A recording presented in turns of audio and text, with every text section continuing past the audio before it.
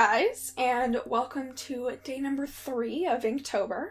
So, jumping right into talking about today's illustration, I want to say that this piece was by far the most difficult, and I'm still not completely sure where I stand on it.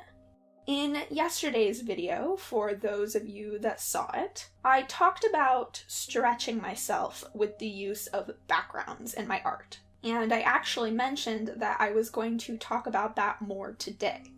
When I drew the prompt crystals for this illustration, I found myself thinking of caves. I'm not sure where that connection came from or why that was the first thing I thought of, but because I did, and because I'm not very good at those types of drawings, I wanted to expand on the combination of crystals and backgrounds to create a piece that was more environmental. Now, there are a few different reasons for this, and I want to talk about a couple of them right now.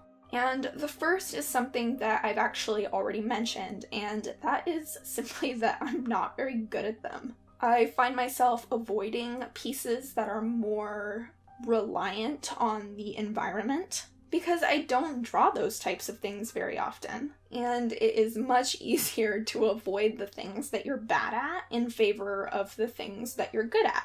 However, as I mentioned in yesterday's video, it is hard to get better at things if you're not pushing yourself to be better. If I never push myself to draw things that I'm uncomfortable with, which is one of my major goals for Inktober 2018, then I'm never going to be able to draw those things. And people that know me know that the one thing that I want more than anything is to be better at the things that I enjoy.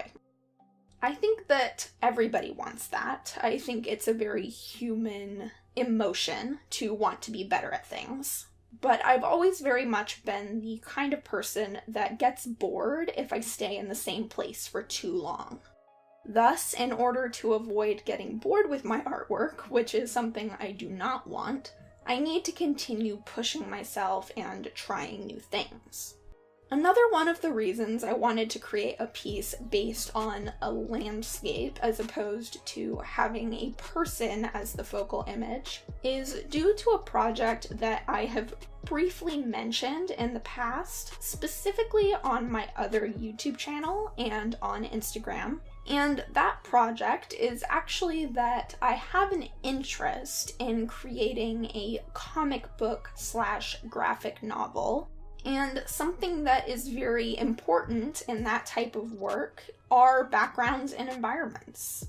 I think ultimately this is one of the reasons I've avoided creating a project like this. Some part of me is nervous or worried that I wouldn't be able to do it because I'm not confident or comfortable with the way that I draw backgrounds or more environmental type details in my work.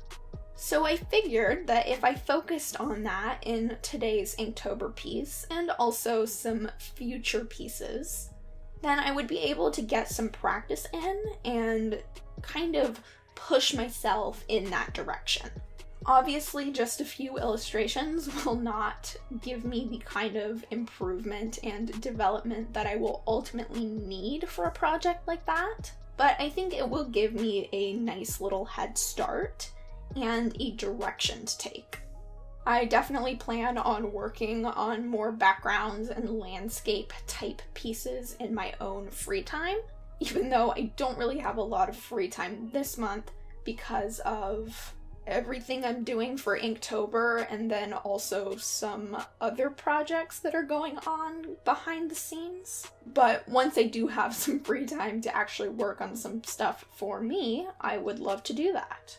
Now, because of how much practice I do need with things like landscape pieces, I'm left a bit unsure of how I actually feel about this piece. Ultimately, I had a lot of fun trying to figure out how to draw the crystals, which surprisingly was a lot harder than I expected. And overall, I do like the composition. In order to further work with my goal for this month of improving the silhouettes of my work, I did some little thumbnails where I blocked out the shapes, and this allowed me to see the shapes themselves and determine whether or not it was still recognizable. Overall, I think the layout did work, though in the final piece, I think the colors or the tones or something about it kind of threw the dimension of the piece off. Also, if I were to do this again, I would probably make the little silhouette of the figure either a bit smaller or I would add some details to it. Ultimately, I just think it's a little too big to be as completely blacked out as it is. Additionally, I was also having some technical difficulties yesterday, which led to both my video going out much later than I would have liked, and also the illustration having to be done later in the day. Essentially, my technical problems took a solid 3-hour chunk out of my workday, and so I had to work later as a result. Now, I don't know about you guys, but when I'm tired, I don't really draw to the best of my abilities. So not only was I tired when I did this illustration, I was also very stressed. I'm still riding off some leftover stress from yesterday, but it is going quite a bit more smoothly today, so hopefully that becomes the new norm instead of the problems I was having, because I would very much like to continue making daily videos for this challenge. But if I'm stressing every day because of issues with my computer or filming, I don't know that it's going to be sustainable for an entire month. So now that I have briefly addressed those concerns and they're all out in the open, I do want to say that I'm glad that I pushed myself. Even though my feelings on the piece are kind of mixed, I am glad that I'm still trying to achieve bigger and better things, even if the results aren't perfect. I've sort of come to grips with the fact that failure is the best way for me to learn.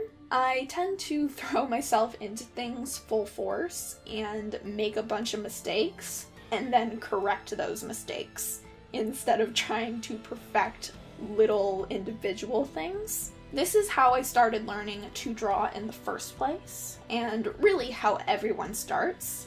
My old sketchbooks are full of mistakes and things that I would definitely do differently, but if I didn't get those out of my system, then I wouldn't be where I am today.